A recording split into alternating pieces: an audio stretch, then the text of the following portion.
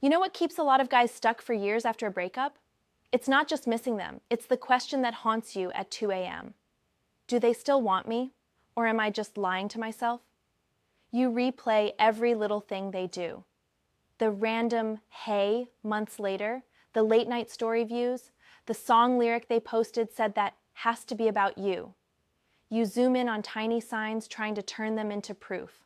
And in the middle of all that mental noise, you slowly forget the one thing that actually matters. When someone truly wants you back, you won't have to become a detective to figure it out.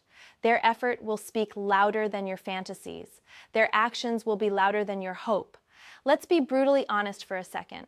A lot of the signs people tell you to look for are trash. They watched your story. They liked your post. They texted you, "I miss us" at 1:23 in the morning. None of that on its own means they actually want to rebuild something real with you. Sometimes it just means they're bored, or lonely, or their other options are dry this week, or their ego needed a hit, and you've always been emotionally generous. If you're not careful, you'll turn every little breadcrumb into a full-course meal in your head, while starving in real life.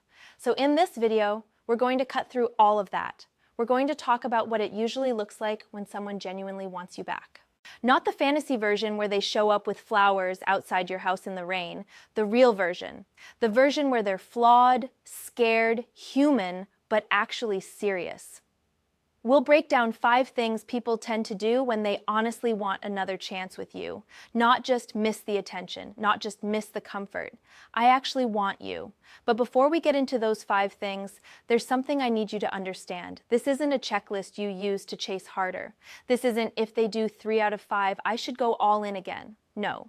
This is a mirror. It's here to help you tell the difference between someone who truly wants to rebuild and someone who just wants to relieve their guilt or their loneliness. It's here to protect your heart from being dragged back and forth in the same cycle that broke you the first time. And one more thing, even if they do all 5, you still get to say no. You still get to decide, I'm glad you finally see my value, but I've outgrown this. Your power is not in being chosen, it's in being able to choose too. All right, let's talk about what it actually tends to look like when they want you back. Here's the first thing, and this is a big one. If they genuinely want you back, they take real responsibility for how they hurt you, not half responsibility, not I'm sorry but you, not I'm sorry if you felt that way. Real, clean ownership. Most people, when they reach out to an ex, don't do this. They test the water with something casual.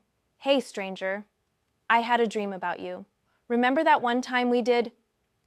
They skirt around the real reason you're not together because the truth is heavy and they don't want to carry it, so they keep it light, hoping you'll do the emotional heavy lifting. You'll be the one who brings up the breakup.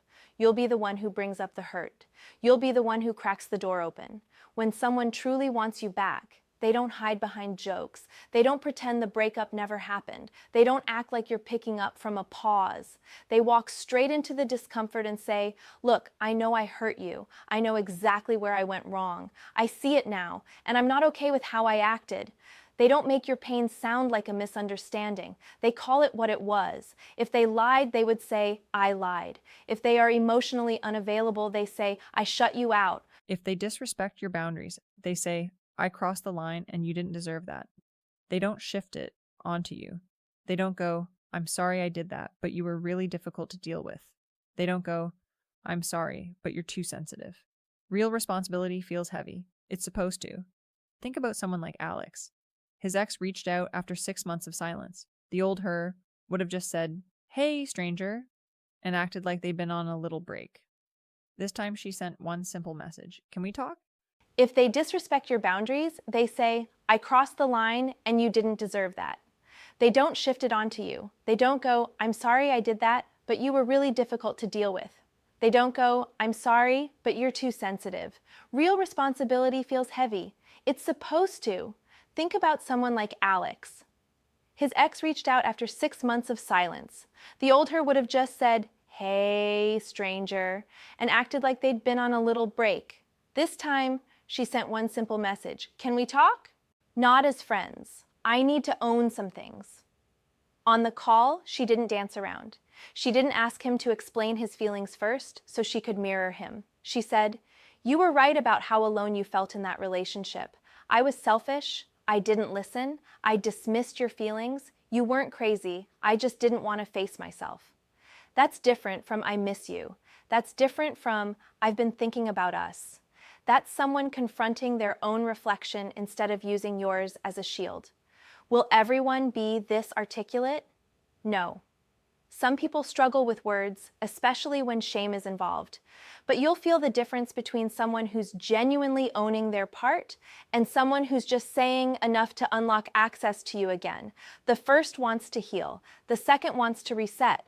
When they want you back for real, they don't just want your comfort. They want your trust again. And trust only grows where truth is being told, especially the kind of truth that makes them look bad. The second thing they do, they show consistent effort over time, not just intense effort in the beginning. Anyone can be on their best behavior for 2 weeks. Anyone can text you every morning for a month. Anyone can call you crying once, tell you they've changed, and then slow fade right back into their old pattern. That is not growth. That's a performance. When someone truly wants another chance, they understand that effort is not a grand gesture, it's a pattern. They also understand this. They earned your doubt. So they don't get offended that you're cautious. They don't guilt you for still feeling hurt. They don't say, if you really forgave me, you wouldn't bring that up. They get that rebuilding trust is a long-term thing, not a 2-week probation. You'll notice this in the small stuff. They don't just text you a lot one weekend and then disappear for 5 days like before. They don't promise to call and then forget. They don't say, let's hang out, and then cancel 3 times like it's nothing.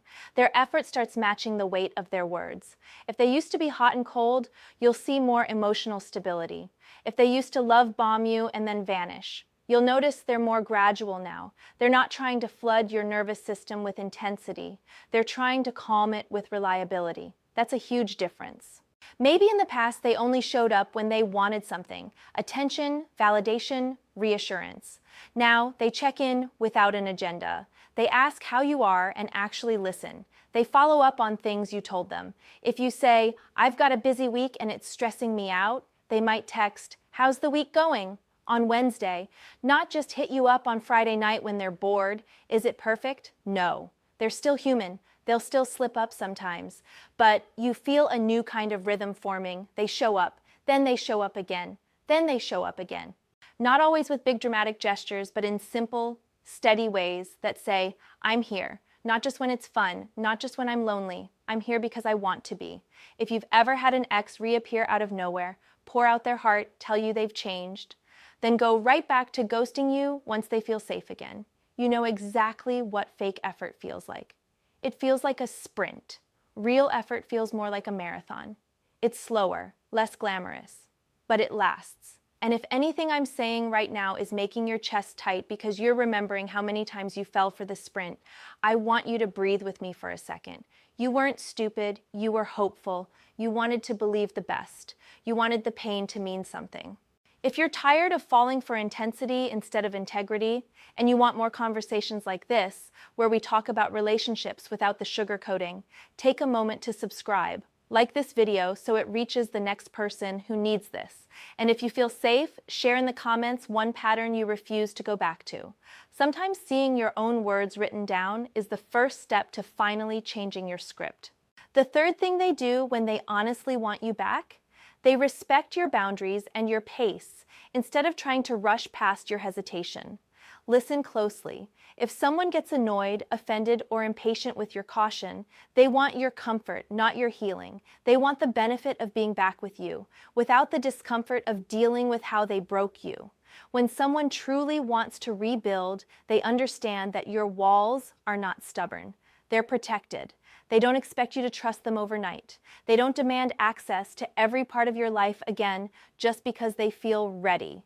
They might want to go full speed emotionally, but they realize this is not just about what I feel. It's about what I did. It's about how safe they feel with me now. So when you say, I'm not ready to see you in person yet, they don't pressure you with, come on, it's just coffee, stop being dramatic. They say, okay, I get it. When you're ready, I'll be here. And if you never are, I'll still respect that. When you say, I need us to take this slow, they don't agree. And then 3 days later, act like you've been together for 3 years again. They pace themselves with you, not just with their own desire. You might notice they ask questions like, "What do you need from me to feel safe again?" Or, "Is there anything I used to do that you absolutely can't deal with this time?"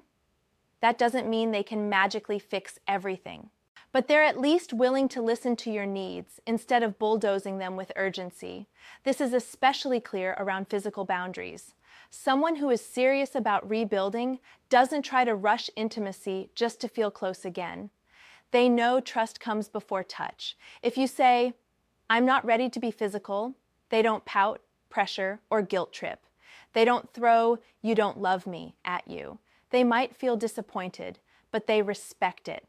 They value your nervous system's safety more than their body's craving. You'll also see boundary respect in how they handle your new standards. Maybe before, they would blow up your phone if you didn't answer immediately, then go quiet when you needed them. Maybe they'd stalk your social media, but disappear when it was time to talk about real things. Now, when you say, "Hey, if we're going to try this again, I need more transparency. I can't do the disappearing thing," they might say, "You're right. I won't always be perfect, but I'll do my best to communicate better. And if I slip, I want you to call me out." Does that guarantee they'll never cross a line? No.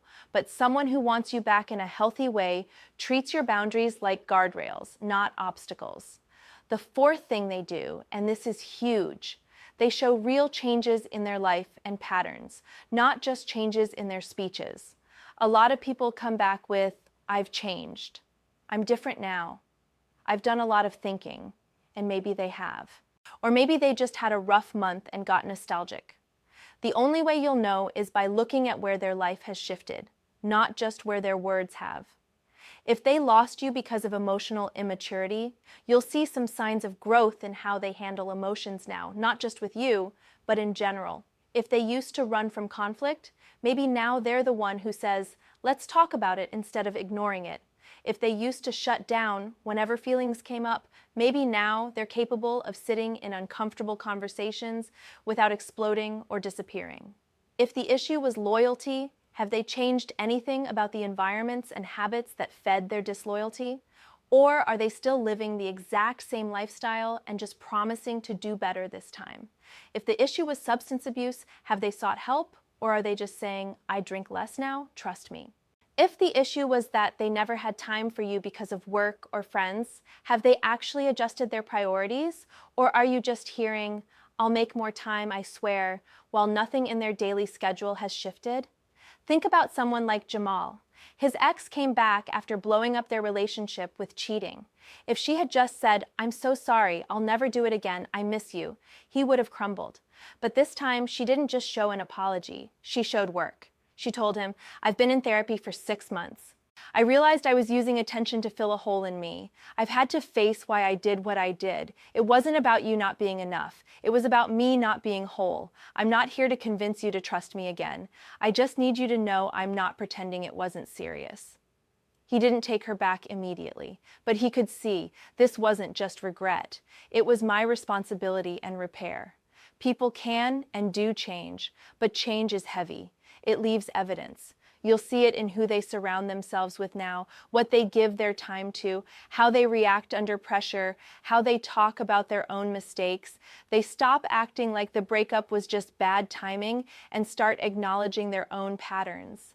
If the person coming back to you is the exact same emotionally, mentally, spiritually as when they left, but just sadder, lonelier, or more nostalgic, that's not change. That's discomfort.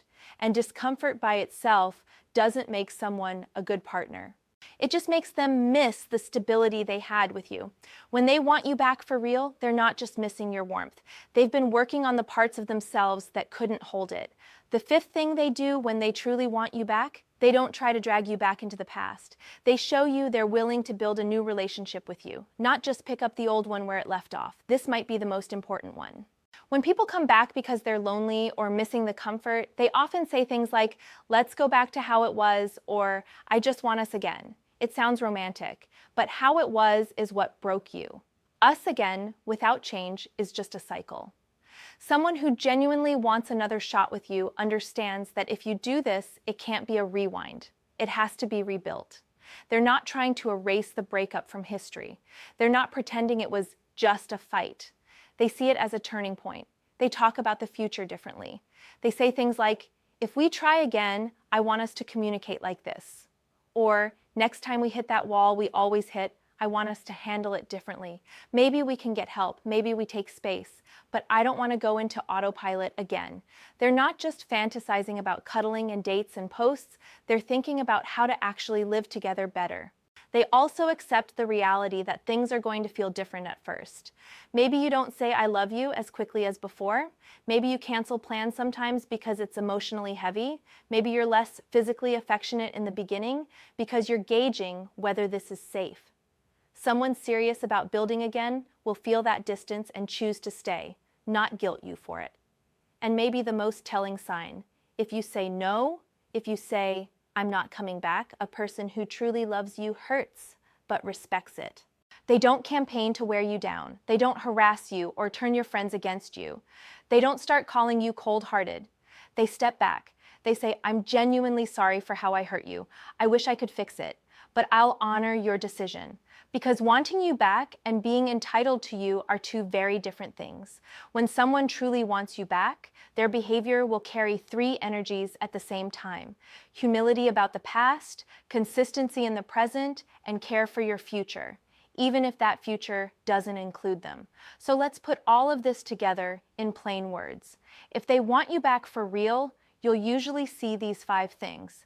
They take real responsibility for what they did, without flipping it back on you or making your pain sound like a misunderstanding. They show steady effort over time instead of just going hard for a week and then disappearing. They respect your boundaries and your pace instead of acting offended that you're cautious. They have evidence of personal change, not just new words about the same old patterns. They talk about building something new with you, not just reliving the past. And they accept your no, if that's what you choose. Will every story look exactly like this? No. People are complex. Some might show 3 of these really strongly and be weaker in others. Some might be terrible at words, but excellent at consistency. Some might be great talkers and mediocre changers. This isn't a scoring system. It's a lens. The point isn't to count signs and then convince yourself to take them back. The point is to stop calling crumbs a feast, to stop turning late-night texts into destiny, to stop letting I miss you be enough when there's no real effort behind it. And here's the hardest part to swallow. Some of you will realize, after hearing all this, that the person you're clinging to does none of this. They are breadcrumbs. They flirt. They stir you up.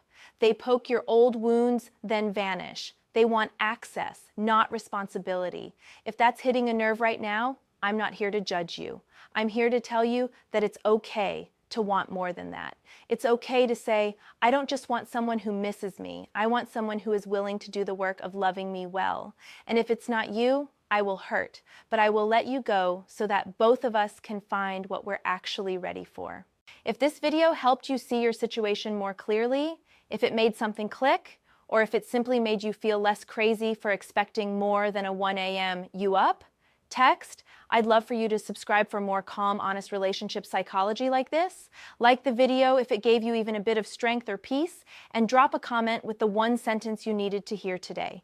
You never know who else might read your words at 2 a.m. and feel a little less alone. Because here's the truth I want to leave you with. You don't need to chase signs. You don't need to beg the universe for a hint. You don't need to be a mind reader or a detective. When someone truly, sincerely wants you back and is ready to love you well, it will feel less like decoding a puzzle and more like watching something clearly unfold. It won't be perfect. It won't be without fear, but it will be intentional. And until that shows up, whether it's from them or from someone entirely new, you are allowed to stop torturing yourself with maybe. You are allowed to stop replaying old messages looking for hidden meaning. You are allowed to let go of any story that only works if you ignore what's right in front of you. You don't just deserve someone who wants you back. You deserve someone who wants you right. And the more you act like you do, even if that means walking away from half effort, the closer you get to actually meeting them. Honestly, If they want you back, they'll show you. If they don't, your job is not to convince them. Your job is to walk in a way that honors the version of you who will never again settle for a love that only shows up halfway.